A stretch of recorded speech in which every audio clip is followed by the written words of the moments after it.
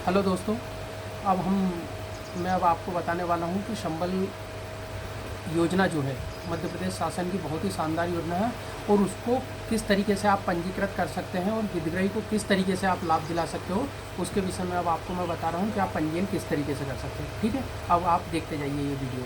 और सबसे पहले हम गूगल क्रोम को ओपन कर लेते हैं। अब ये गूगल क्रोम ओपन होने के बाद में हम यहाँ पे डालते हैं संबल 2.0 और आप सबसे ऊपर वाली स्लाइड देख सकते हैं, संबल पोर्टल, जल कल्याण पोर्टल, श्रमिक सेवा पोर्टल। इसको जब हम क्लिक करते हैं तब इस तरीके का हमें डैशबोर्ड पर दिखाई देगा और यहाँ पर लिखा हुआ आवेदन हेतु पंजीयन।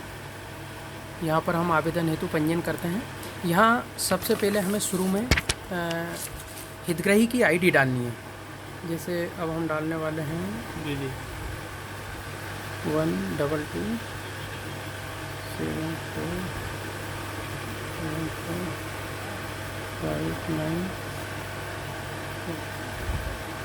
2 3। ठीक है, इसके बाद में हमें डालनी होती है परिवार आईडी 2 6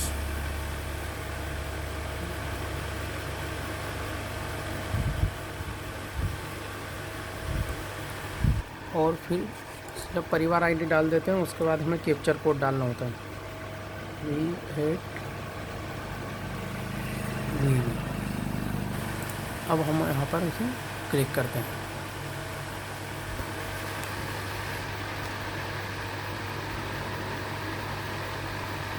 इस तरीके का पोर्टल पे आ जाता है। जो हितग्राही होता है उनकी पूरी डिटेल यहाँ पे आ जाती है।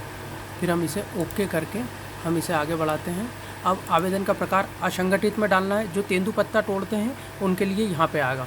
और जो आती है, जो एक विशेष जाति आती है जो कि एक स्थान से दूसरे स्थान पर पलायन करती है, उनके लिए भी विमुक्त और धुमक्कड़ एवं अर्ध धुमक्कड़ जनजाति करके एक ऑप्शन आता है।